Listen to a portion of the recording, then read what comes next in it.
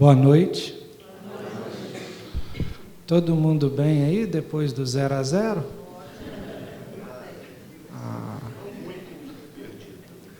Nada melhor do que um jogo desse para nos ensinar humildade, não é isso? A gente se acha o melhor do mundo, né? Então isso é muito bom para a gente aprender a ser mais humilde. Gente, tem muitas questões aqui de semana passada. Nós vamos dar prioridade às perguntas da noite, como sempre, e vamos tentar, ao máximo possível, ser sucinto nas respostas para tentar atender o máximo de questões possíveis nestes 50 minutos que dispomos, tá bom? Vamos começar com o Tiago? Manda brasa, Tiago. Boa noite a todos. Então, como foi dito, tá, gente? A gente vai tentar ser bem breve mesmo nas respostas. Quem fizer a pergunta, né, se alguém tiver feito pergunta, se achou que a resposta foi um pouco assim meio superficial, tá? Pode parar a gente depois aqui, a gente está disponível, aí a gente aprofunda um pouquinho mais, mas a intenção aqui é a gente trazer também referências, né, trazer referências bibliográficas para depois a pessoa poder ir buscando por ela própria. Mas vamos lá. Cada religião tem seu Deus, né? A pessoa colocou entre aspas, Deus, ou líder espiritual. Como ou qual é a relação do espiritismo com outras religiões? Por exemplo, budismo, islamismo ou até mesmo o ateísmo. Tá. A pessoa já, né, partiu do princípio que cada religião tem o seu Deus ou o seu líder, né? É verdade, a princípio.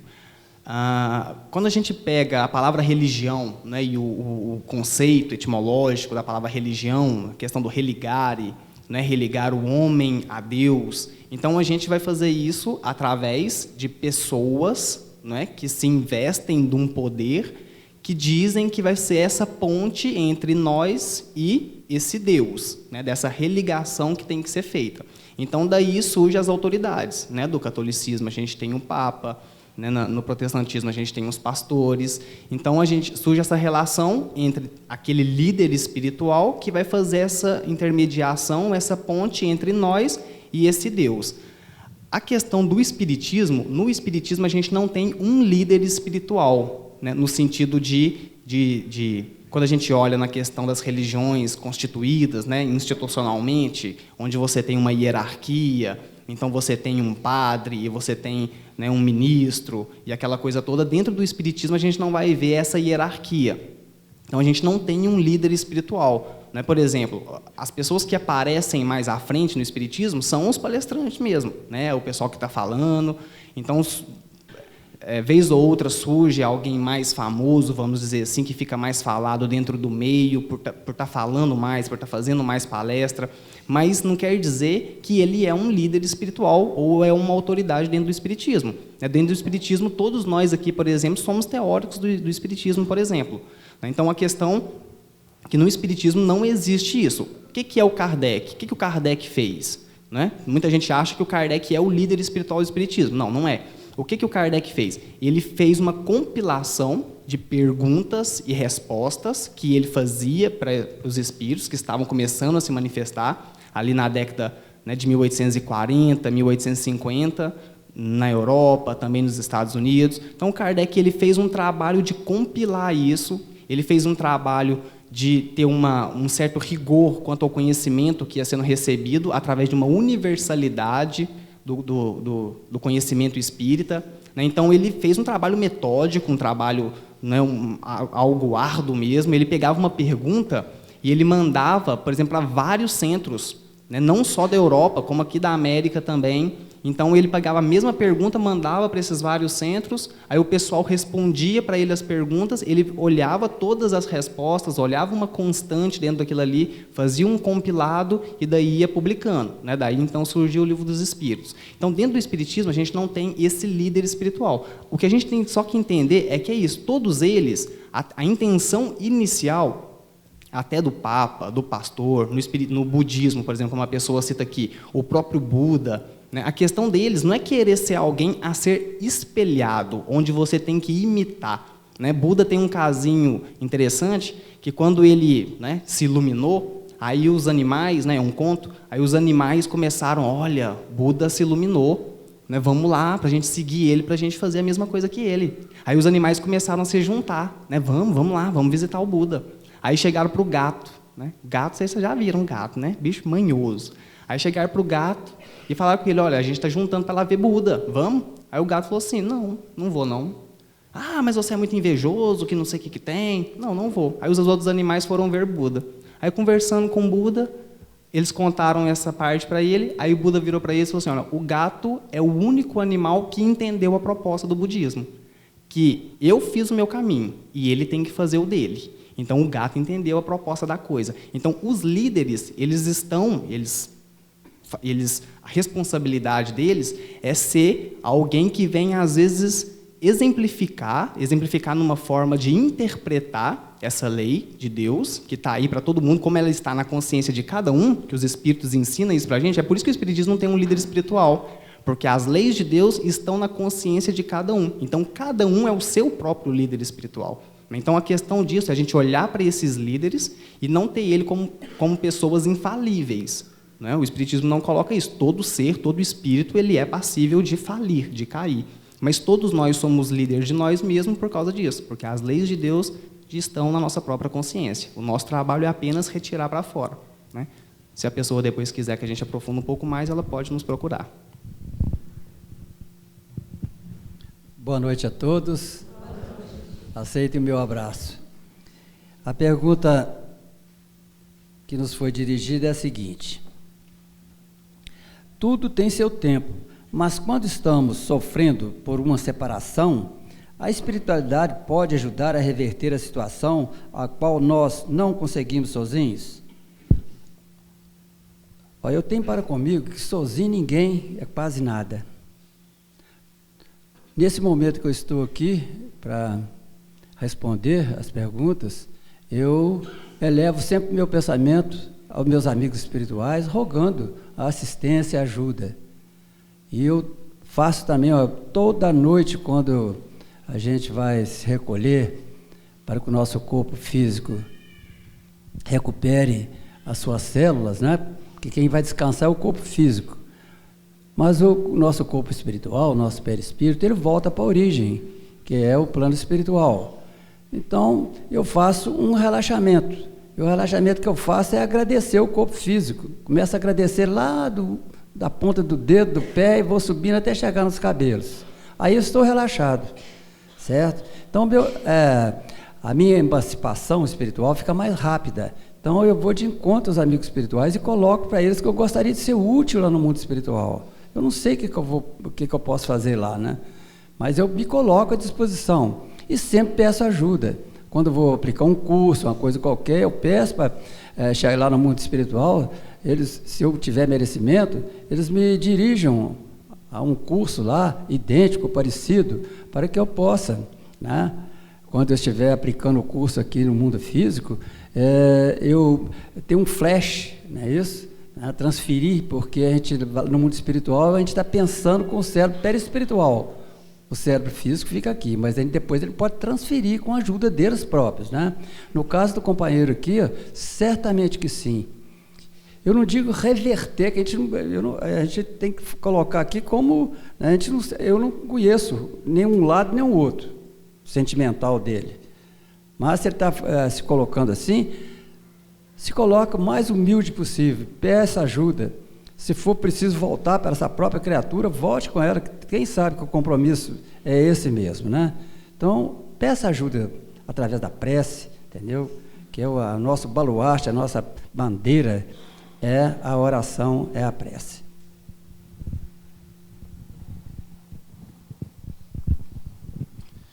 Vou tentar juntar duas perguntas aqui e respondê-las juntas.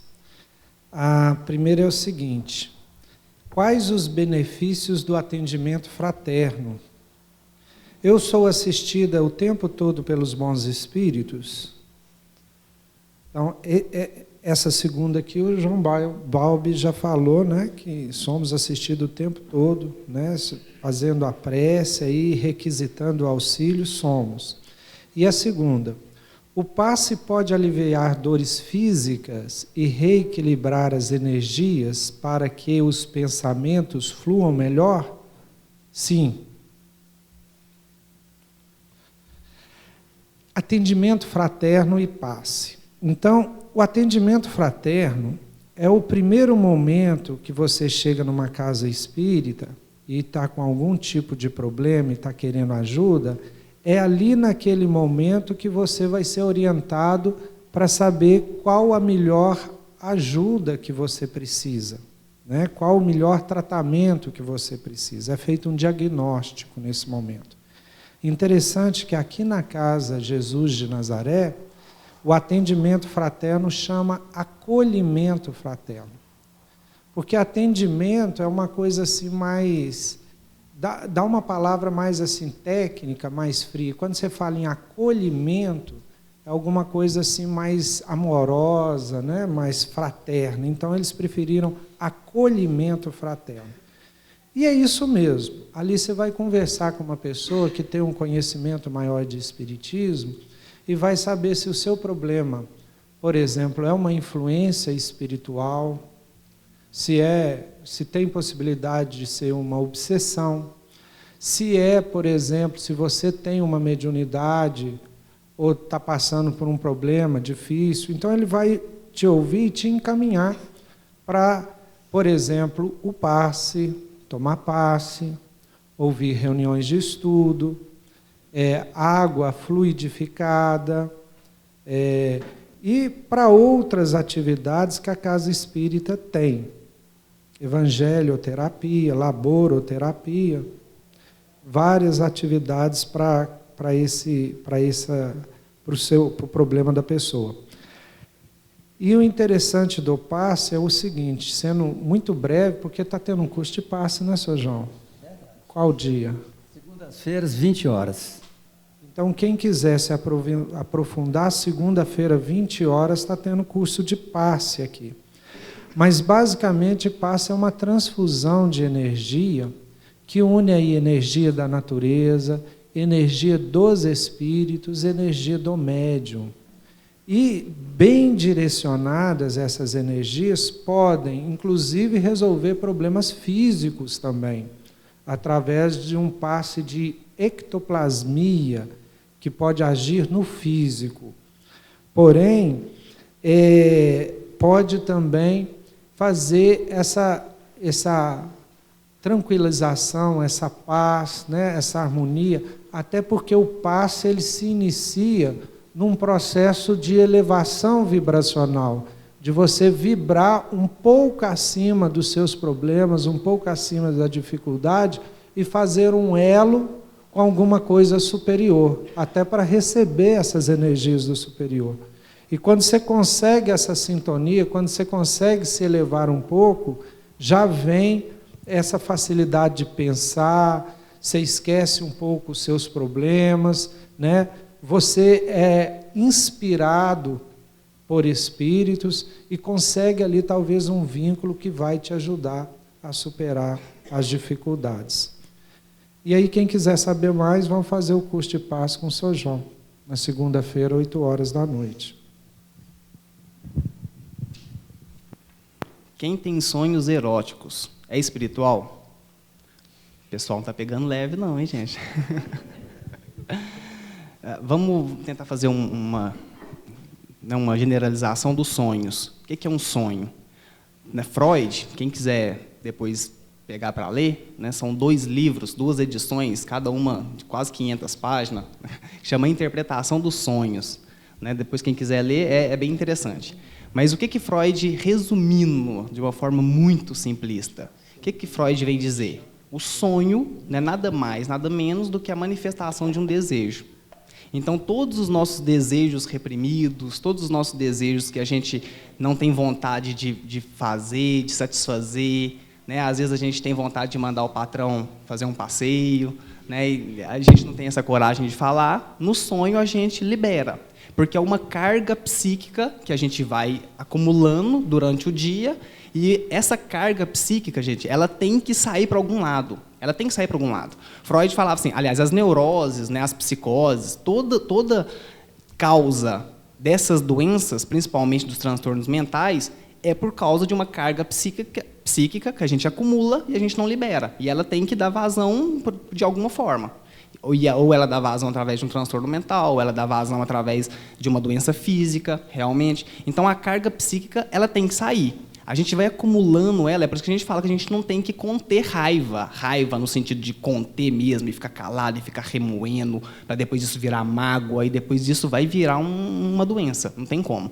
Então, o ser humano tem que começar a trabalhar esses sentimentos, né? Às vezes, por isso que a gente fala que a gente tem que reconhecer os nossos defeitos, as nossas imperfeições, que a maneira que a gente vai reconhecendo, a gente vai trabalhando isso. Então, Freud falava que a gente tem várias maneiras de dar vazão a essa carga psíquica. Né? Uma delas, por exemplo, é o ato falho. Né? Ato falho é quando você vai dizer uma palavra, só que o seu psiquismo está tão cheio de uma outra coisa que você não quer falar, mas aquilo está transbordando tanto na sua cabeça que na hora que você vê, você falou. Aí você nem percebe, tem que ter alguém do seu lado para... Né? Freud tem um caso interessante. Uma família ia receber um convidado, né? E já era sabido, né? O rapaz tinha um nariz assim, um pouco meio avantajado. Aí os pais das crianças, né, sabem que as crianças falavam demais, já falou para eles, vamos receber uma visita, o senhor, né, é um senhor importante aqui, então ele tem um nariz assim um pouco avantajado, vocês não falam do nariz dele não. Para que vai falar isso para a criança? Aí entregou o ouro, chega o rapaz, aí ela oferece, não lembro qual que era o alimento, mas oferece um pão para ele. Aí a menininha virou para ele, senhor tal, o senhor deseja um nariz? Aí o camarada, né, na hora já começou, tá falando do meu nariz, porque né, quem é complexado já faz isso também. Então, ou seja, aquilo que está insuflado no seu psiquismo tem que ser liberado. O ato falho é uma maneira, o sonho é uma maneira. Então, à noite, na hora que a gente deita para dormir, a gente vai sonhar com aquilo que a gente tinha vontade de fazer, que a gente não faz quando a gente está no estado de lucidez, né, em vigília. Então, o sonho erótico, ele é espiritual. O desejo, ele é espiritual. A vontade é espiritual. A principal maneira de manifestação do espírito é a vontade. Então, a vontade, o desejo... Aquele menino, o Emmanuel, não é o menino. O Emmanuel, ele tem uma mensagem através do Chico, que ele fala isso. Ele fala que o desejo, ele é uma oração, ele é uma vibração. Então, o espírito deseja, ele vibra. Ele vibra. Então, quando a gente tem desejos e a gente tenta conter, chega no sonho e isso vai ser insuflado. Né? O camarada deita para dormir, o espírito, como é óbvio, sai do corpo, o espírito vai fazer as suas coisas, porque o espírito não tem necessidade de descanso, ele pode pensar que tem, ele pode deitar do lado do corpo e ficar a noite inteira lá deitado, mas o espírito não tem necessidade desse descanso. Então, o espírito sai do corpo, ele é atraído automaticamente, ele saiu do corpo, ele é atraído pelas próprias vibrações que ele emana, entendem? A gente vibra ao longo do dia, a gente cria uma psicosfera em torno de nós. Quando a gente sai do corpo, por uma razão óbvia de sintonia, e a gente já não vai ter mais o corpo para barrar isso, porque o corpo é uma capa densa que consegue, às vezes, nos proteger. Mas aí você saiu do corpo, no sono físico, você não tem mais esse escudo, entre aspas. Então, automaticamente, você é atraído por aquilo que você vibrou o seu dia inteiro. Então, você vai para esses lugares. Então, tem sonho erótico? É porque a pessoa ainda está vivendo, né? Às vezes, a gente sabe, internet, né, e televisão, e a gente vê muito, hoje em dia está muito liberado as coisas, né? Então, as pessoas, às vezes, se alimentam tanto daquilo, de leituras diárias, né, leituras aí ao longo do dia, que vai falar, às vezes, de pornografia, alguma coisa nesse sentido, e a pessoa vai se alimentando disso. Chega à noite, como é óbvio, ela vai apenas dar vazão àquilo que ela já fez durante o dia inteiro. Né? Ou melhor, aquilo que ela arquitetou durante o dia, ela vai realizar durante a noite. Então, não só o sonho erótico, tá, gente? Uma ótima maneira da gente se autoconhecer é a gente analisar os nossos sonhos. Né? E então, eu detecto que eu tenho sonhos eróticos ou sonhos de outra natureza, mas que também são inferiores. O que eu posso fazer? A pessoa pode se preparar. Então, vai deitar para dormir, faz uma oração, chama o seu guia espiritual, pede ele que você... Fala para ele que você está querendo receber a instrução agora, que você está querendo cortar os seus liames com os espíritos inferiores, que a gente tem ainda, né? Várias afinidades, que a gente está querendo cortar isso, que a gente quer agora outras coisas, a gente quer ir para cursos, tem gente que faz curso durante a noite. Então, você pode pedir. A maneira que você vai pedindo, aí o seu psiquismo vai se insuflando dessa nova proposta e você, é lógico, vai fazer isso quando você dormir.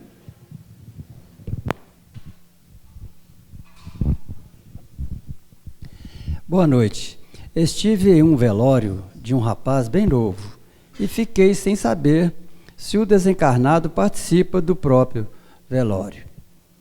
Muito bem. A primeira coisa que a gente tem que responder é o seguinte: cada reencarnação e cada desencarnação são diferentes. Elas podem ser parecidas, semelhantes, mas não iguais. No caso aqui, eu até coloco que existem cursos para a pessoa saber viver. Mas esqueceram, mais importante, é um curso para a pessoa saber desencarnar. No caso aqui, ó, se a pessoa não souber o que vai acontecer no mundo espiritual, certamente ela vai ficar ligada ao corpo e certamente vai participar do velório. Eu sempre coloco para as pessoas que estudam conosco aqui que a grande maioria morre e poucos desencarnam. A pessoa precisa saber como que é o mundo espiritual. Quando ele desencarna, entendeu? A gente desliga das coisas materiais. Não é isso? A gente pode ter até um carinho especial com o corpo físico da gente que proporcionou, não é isso? Evolução da gente, né? Uma melhora em todas as áreas, principalmente na área moral, que é a mais difícil, né? Agora, infelizmente, a grande maioria não sabe nem que desencarnou. Eu lidei muitos anos, né, na área da mediunidade, nas reuniões, vinham espíritos conversar com a gente achando que estava vivo, entendeu? Apegadas às coisas materiais, principalmente a riqueza, não é isso? Os bens materiais, ficam ali preocupados. E quando eles sabem, ainda fica ligado ainda, porque isso aí eu que produzi, eu que fiz, agora estão dilapidando todo o meu patrimônio, fica ali agarrado. Então, precisa a gente conversar com ele, convencê-los de que aquilo ali, ele não vai precisar mais daquilo. Não é isso? A única coisa que a gente leva daqui são as coisas negativas e as coisas positivas que a gente leva para o mundo espiritual. O resto fica tudo aqui, ok?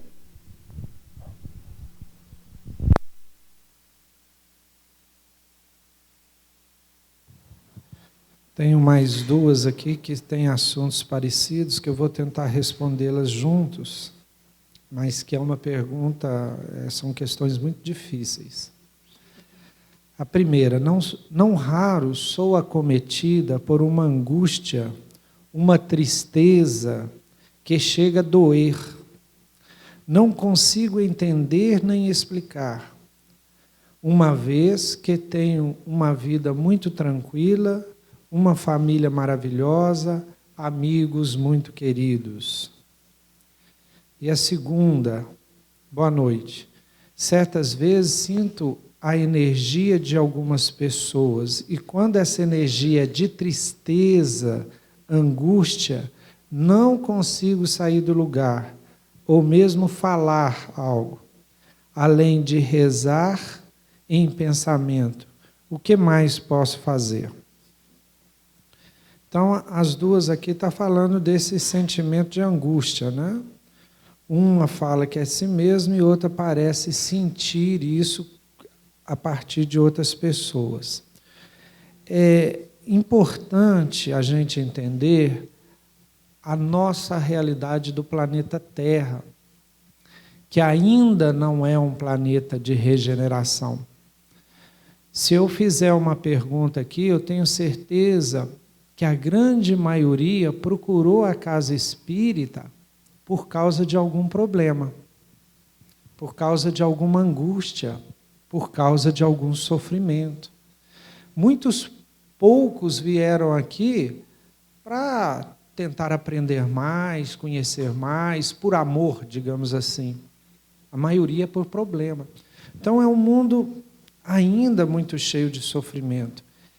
E mesmo que a gente está conseguindo superar os sofrimentos externos, né? Já tem cura para a maioria das doenças, já tem tecnologia que resolve as coisas, né? Tem essa tecnologia maravilhosa aqui, ó, do som, né? De avião que transporta a gente, vai até na Lua.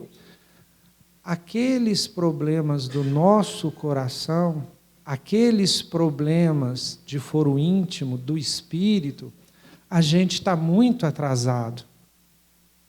Muito atrasado. Divaldo Pereira Franco lançou um livro agora, que está saindo no clube do livro desse mês, que chama Liberta-te do Mal. É um livro que eu aconselho a todos a comprarem. E ele vai falar logo na introdução, Joana de Ângeles, que é a autora, vai falar logo na introdução dessa contradição que o mundo vive, de um avanço tecnológico, de um avanço da razão muito grande e uma dificuldade moral, uma dificuldade de sentimento, um caos, um buraco muito grande. Enquanto nós temos aí a sofisticação da medicina, de coração artificial, de transplante de órgãos, nós temos gente morrendo de fome, milhões de pessoas morrendo de fome. É um contrassenso, é uma contradição. E nós temos ainda pessoas que matam, que fazem coisas piores com o semelhante, com o próximo. Então, ainda é um vale de lágrimas, né? O vale de lágrimas é aqui. Nós ainda vivemos nesse vale de lágrimas. Então, muitas vezes, essas angústias é por causa dessas sombras internas que nós temos ainda, que carregamos conosco, coisas de outras vidas, muitas vezes saudades de alguém que nós deixamos porque não conseguimos acompanhar. São vários os motivos, né? Me lembro aqui de uma mensagem que está no Evangelho segundo o Espiritismo, que chama melancolia. Quem puder, quem ganhou o Evangelho aí, semana passada, né? Lê lá essa mensagem, está no índice, não me lembro onde que está exatamente, chama melancolia. Então, nós temos que fazer o quê? Nós temos que continuar na nossa luta. Nós temos que continuar esse trabalho de libertação do mal que ainda está dentro de nós mesmos, através do amor, através da prática, do pensamento, das palavras e das ações no bem.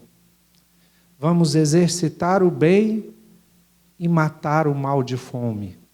Aquele mal que ainda permanece em nós, sei lá, o mal agressivo, o mal da fofoca, o mal da calúnia, o mal dos meus vícios morais, vamos deixar de fazer, vamos ter vigilância, matá-lo de fome e vamos exercitar o bem que há em nós, porque cada um de nós tem a capacidade de realizar o bem. Então vamos exercitar o bem e deixar de fazer o mal. Que aí vagarosamente nós vamos conquistar a felicidade verdadeira, que é a felicidade íntima, que é a felicidade dentro da nossa própria consciência. Responder duas perguntas aqui, que está seguindo a mesma linha da anterior. Fui dormir e no meu sonho enxerguei-me dormindo e vi umas sombras me segurando. O que isso significa? Somente um pesadelo?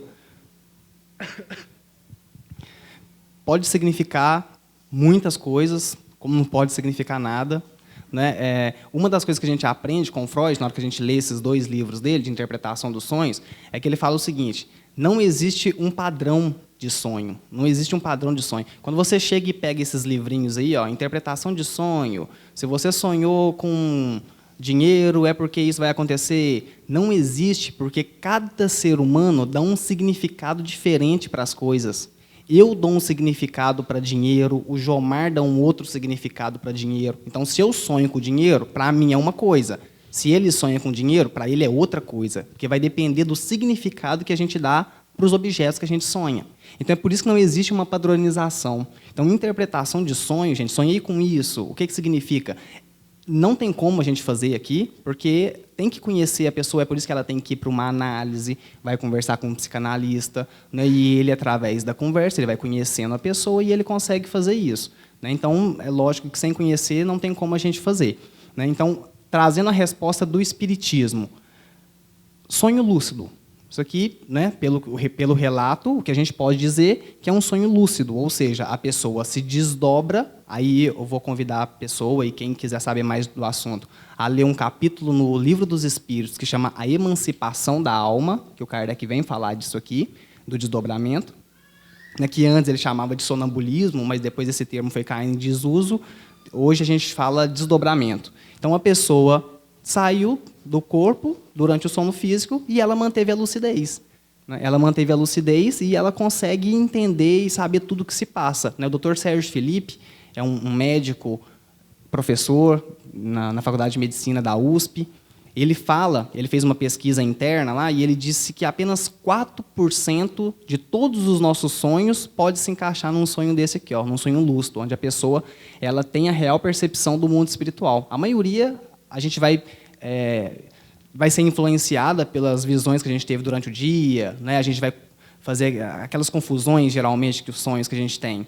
Né? Só que mais ou menos 4% apenas se caracteriza um sonho lúcido, ou seja, muito pouco. Então, se a pessoa conseguiu, né, ela pode, né, muito possivelmente, ela pode ser um médium de desdobramento. Então, ela pode trabalhar isso, ela pode tentar educar, né, como o Sr. João Balbi costuma dizer, ela pode tentar educar essa mediunidade dela. Então, o que ela acontece? Se ela saiu do corpo, se ela acha que isso foi um sonho lúcido, realmente viu sombras, né, porque realmente as companhias que estavam com ela, que ela atraiu durante o seu dia, né, ou durante as suas existências, não eram tão boas assim. Né, e ela conseguiu ter essas percepções só de sombras. Né? Não estou dizendo que é espírito ruim, não estou dizendo que é espírito inferior, tá, gente? É o que nos leva a pensar pelo relato. Isso aqui não tem como a gente saber, mais uma vez. Então, o que a pessoa pode fazer? Chegou no mundo espiritual, se viu lúcida, primeira coisa, fazer uma prece. Primeira coisa, faça uma prece. Se viu lúcido no mundo espiritual, faça uma prece, chame o seu guia espiritual e peça a ele que lhe ajude, que lhe conduza a um lugar bacana, a um lugar onde você vai ter boas instruções no mundo espiritual. Isso aqui acontece mais do que a gente pensa. A gente acha que não, mas isso aqui acontece muito também. Então, a pessoa se viu lúcida, manter a calma, fazer uma prece, chamar o seu guia espiritual e pedir a ele para que lhe conduza. É isso que significa, né, de acordo com o que o Espiritismo tem para nos dizer. Boa noite, o que vocês me explicam a respeito de sonhar que estou em lugares que nunca estive, mas já aconteceu, depois de anos, em passar pelo lugar sem nunca ter ido. Mas sei tudo sobre o lugar, e detalhes mínimos, o que vocês me dizem. O famoso déjà vu ou déjà vu, né, vai depender aí da pronúncia da pessoa. Enquanto a gente está aqui, eu vou fazer uma viagem. Eu vou viajar para uma cidade que eu nunca fui antes. E eu estou uns 2 dias de ir para essa viagem. A minha expectativa é grande, que o que pode acontecer? Nas noites anteriores, eu posso me desdobrar, ou durante o dia, pequenos sonhos, através da dupla vista, o meu espírito se projeta até aquele local onde eu irei depois viajar, que eu nunca fui ainda, meu espírito vai até lá e pronto. E ele caminha pelas ruas, e ele conhece alguns lugares, e depois aquilo fica impresso no psiquismo do ser. Aí, quando ele vai lá para o lugar e que ele caminha, ele olha, gente, mas eu já passei nessa rua aqui. Entende? Porque, anteriormente, quando o espírito se desdobrou, ele foi até aquele local e conheceu. Ou pode ser um local que ele reconhece de vidas anteriores. Né? Às vezes, vidas anteriores, eu posso ter morado em outro país, em outra cidade. Aí, quando nessa existência eu vou para aquele local, aqueles locais porque eu passei, ele desperta, ele evoca a minha memória e ele desperta essas lembranças que a gente teve lá atrás. Então, explicando isso aqui, é um fenômeno simples que o Espiritismo vem explicar para a gente. A pergunta a mim dirigida aqui, na realidade, o nosso companheiro já respondeu, mas nós vamos acrescentar alguma coisa. A pergunta é a seguinte: pode um ato do dia a dia desencadear uma lembrança de reencarnações passadas? O Tiago respondeu alguma coisa. Eu gostaria de acrescentar. O nosso cérebro perispiritual, ele é como se fosse um supercomputador. Ele registra tudo. Tudo, mas tudo mesmo. Certo? Então, essa palavra déjà vu, que é uma palavra francesa, eu vou contar um caso aqui para só complementar a resposta que o Tiago já deu, que é espetacular. Mas também pode acontecer de haver um flash do perispírito, do cérebro perispiritual para o cérebro físico. Vou contar um caso aqui. Uma família aí de Belo Horizonte, amiga da gente, foi fazer um passeio lá na Europa. Então eles estavam na França e eles estavam de carro. Eles alugam um carro de postes muito grandes, então eles estavam passeando com a família. Então, na época, essa moça tinha 6, 7 anos. Então, eles pararam nessa cidadezinha que foi, ainda tinha aquelas ruínas romanas, porque nessa época Roma dominava aquela região toda, e lá eles preservam isso muito bem. Então, ela saindo, passeando naquelas ruas antiquérrimas ali, né? E ela falou assim: "Olha, papai, eu conheço ali, ó, se virar ali vai ter uma casa assim, assim, assim, assado." É uma família super católica, são descendentes espanhóis, né? Então são muito católicos. Então eles ficaram super impressionados da menina, né, ter essa lembrança. É de vidas passadas, certamente ela estava reencarnada nessa época, nesse lugar, e ficou gravado no cérebro, como fica tudo, né? Não só isso, como tudo. E houve uma transferência nessa época, porque deu um choque mental muito grande dela, ela lembrou, entendeu? Foi levada ao passado. E ela realmente contou isso. Depois eles sabem que eu sou espírita e vieram nos perguntar. Então nós estivemos conversando muito tempo, a gente explicou para eles como que ocorre isso. Então é mais ou menos por aí. Pode sim acontecer. Uma coisa que chama muita atenção, né? Provocou um trauma também, pode, né? Uma coisa traumática também pode trazer essas lembranças. Então é por aí.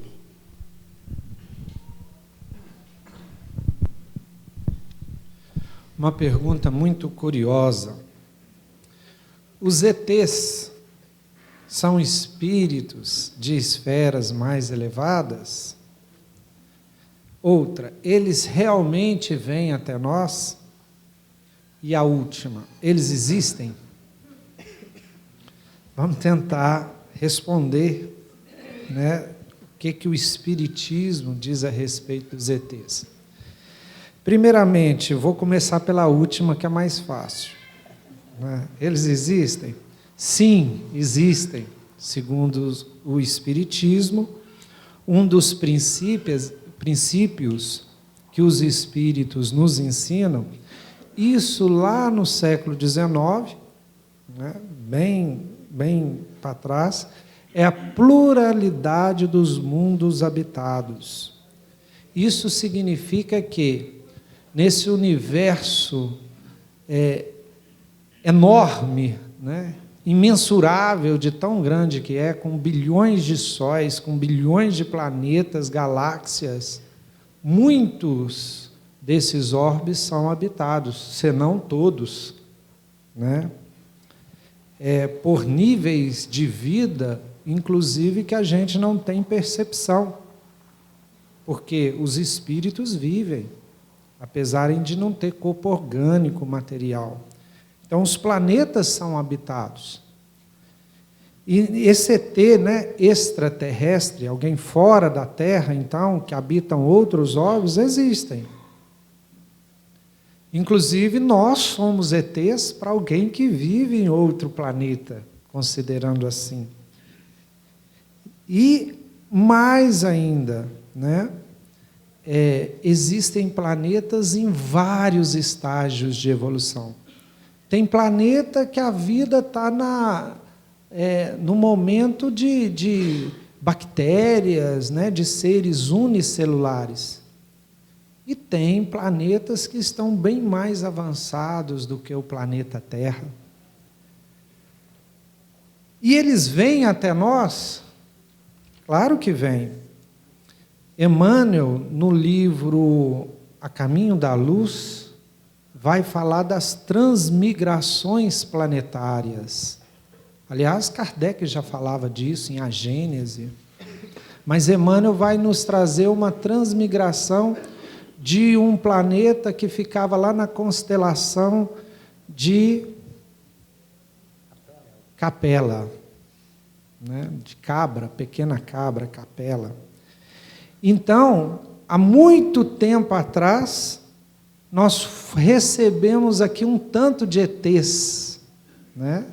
Que vieram fazer parte do planeta Terra. Só que a gente sempre imagina o ET vindo em corpo material, né? E o transporte de matéria através de imensidão é muito difícil. A física hoje já vai falar isso para a gente. É muito mais fácil transportar os espíritos, cuja distância não é impedimento nenhum, o espaço não impede. E aí eles vão formar o seu perispírito aqui no planeta Terra, reformar o perispírito. O perispírito é constituído da matéria espiritual que o planeta permite. E aí eles reencarnaram aqui. Aí, quem sabe vocês aí que estão me assistindo é um ET. Não sabe disso. São espíritos que vieram de outras orbes e estão reencarnando aqui. Vocês sabiam que Jesus é um ET? Já pensaram sobre isso? A gente sabe que Jesus não teve a evolução espiritual dele aqui no planeta Terra, foi em outro orbe, porque ele é muito evoluído. E ele fala, antes da Terra eu sou. Quer dizer, ele é muito evoluído. Ele é um ET, então. Outro que a gente sabe é o Bezerra de Menezes. Vocês sabiam disso? Sabia, João Balbi? Tem um livro da Joana de Ângeles que fala que Bezerra de Menezes recebeu o convite para retornar à capela, porque ele conseguiu recuperar, e ele rejeitou o convite, falou, ficou aqui por amor a nós. Então ele também foi um espírito que veio para cá e evoluiu e conquistou e recebeu o convite para voltar para o planeta dele e preferiu ficar aqui conosco. E são espíritos de esferas mais elevadas? Podem ser, né? Jesus é um exemplo disso. Mas lá em Capela, por exemplo, eles vieram aqui, eles eram mais evoluídos do que a gente, mas de lá, eles não eram os mais evoluídos lá do planeta deles. Eles vieram aqui para nos ajudar a evolução, mas não eram aqueles, moralmente, eles não eram os mais evoluídos. Então, depende isso aí, eu acredito que depende. É isso. Dizem por aí, né, as más línguas, eu não tenho muito conhecimento disso, não. Mas dizem que a principal prova de que existe vida inteligente fora da Terra é que eles ainda não quiseram fazer contato com a gente. E eles olham lá de cima, vê que é pessoal, eles vê que é pessoal lá xingando uma presidente da República, que olha o nível de educação daquele pessoal, vão ficar aqui quietinho. Qual o melhor meio de auxiliar um parente próximo portador de transtorno bipolar e que se recusa a tratar? Como não desanimar e se afastar, pois as energias negativas são muito pesadas e acabam por me atingir.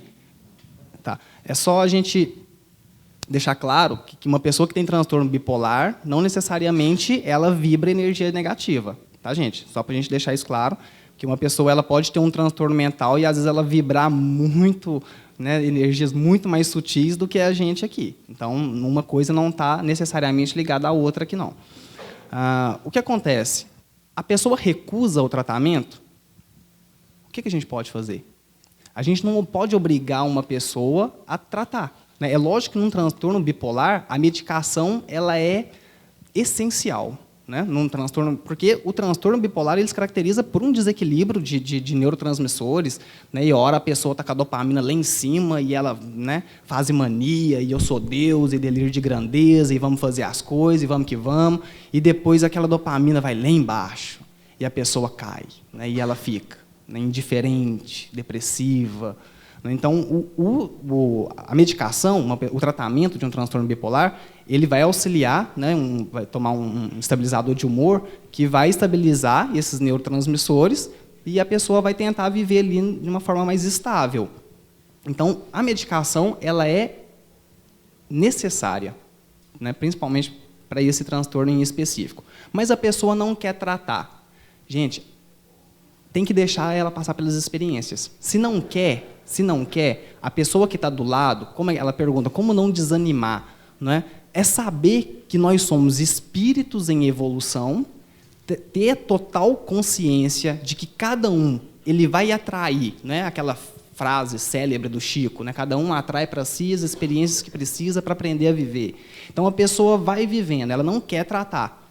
Ela vai ter o retorno daqueles atos dela, e é justamente o retorno dos atos, né, das responsabilidades, das decisões que ela toma, é que vai ajustando ela e que vai fazendo com que ela tome caminhos diferentes. Então, a pessoa que está do lado, ela vai dar o suporte, ela vai estar ali do lado, ela vai se tornar uma amiga, vai virar para ela e falar, eu estou aqui, você não quer tratamento? Não, mas eu estou aqui, porque se precisar, eu estou aqui. A gente acha que às vezes a gente vai tirar os problemas das pessoas, mas não vai. Quem viu aí o filme Pequena Miss Sunshine, né, a hora que o rapaz lá descobre que ele era daltônico, que ele não poderia ser piloto, né, aí ele quebra tudo lá, e ele sai, desce lá uma ribanceira, aí a mãe está tentando doutrinar, e fala, tentando trazer ele para a racionalidade, né, e nada. Aí vai a menininha, que é a pequena Miss, ela chega lá do lado dele, põe a cabecinha no ombro dele, só como, não fala nada, mas como se dissesse, eu estou aqui. Se você precisar, eu estou aqui. Aí o rapaz dá só aquela suspirada leve, levanta e volta. E vai embora, vamos para a vida. Então, deixe claro para a pessoa que você está ali. Né? Só que ela tem as experiências dela. E ela vai ter que viver as experiências dela. É questão de uma educação, às vezes, dos pais. Né? Os pais, às vezes, vão educar um filho e fica querendo entranhar uma coisa na cabeça do menino, e, às vezes, o menino vai aprender só com a experiência. Mas o pai tem que estar ali para falar. Né? Então, às vezes, um pai quer ensinar o menino que tem que escovar dente. Então, o menino, 8 anos de idade, e, né, que é rebeldia, não vou escovar. E o pai, 3 vezes por dia, 4 vezes por dia, tem que falar, tem que escovar dente, tem que escovar dente. E, às vezes, esse menino só vai aprender que tem que escovar dente na hora que ele começar a beijar na boca. Né? Aí, na hora que ele começa a ter as experiências, ele, opa, deixa eu correr com isso aqui. Aí, então, a pessoa, na hora que ela tem o retorno daquela experiência, ela vai começando a entender. Então, acreditar no ser humano, gente, acreditar no espírito. Por que Jesus não desanimava da gente? Porque ele acreditava na potencialidade que nós carregamos, que cada um carrega. Então, uma pessoa que está passando por um transtorno bipolar é uma fase. Isso aqui passa. Na outra existência pode ser que ela já não tenha, na outra existência pode ser que ela já venha só com uma depressãozinha, leve, na outra já vem melhor. É uma fase do espírito. Não quer dizer que todos os espíritos têm que passar por essa fase, mas se ele está passando, foi porque ele plantou lá atrás e agora está colhendo isso. Então, acreditar na potencialidade do ser humano, sabe? Saber que o que existe dentro de nós tem muita coisa boa para vir ainda. Jesus, que a gente sabe através da Ivone Pereira do Amaral, né, que o Zaqueu, o publicano, através das reencarnações, ele foi Bezerra de Menezes. Então, Jesus, quando ele olhou para Zaqueu, em cima da árvore, chamou ele, Zaqueu, desce aí que a gente vai jantar lá na sua casa hoje. Manda a mulher colocar água no feijão, que eu e a turma vai para lá hoje jantar. Na hora que Jesus olhava para Zaqueu, vocês acham que ele via um publicano? Não, ele via o Bezerra de Menezes que existia dentro do Zaqueu, entende? Porque ele acreditava na potencialidade do ser humano. Então, está passando por essa fase aqui agora? Não importa. Invista na potencialidade que esse ser humano carrega. Porque, como nós sabemos, nós somos deuses e cada um carrega essa centelha divina dentro de si. Então, uma hora isso vai despertar. Uma hora isso desperta. Gente, muito obrigado, tá? Já estamos encerrado o tempo ali. A gente deseja que essas questões e respostas façam todos refletirem, né? E que cada um possa usar estes conhecimentos para tornar a sua própria vida melhor. Muito obrigado, boa noite a todos.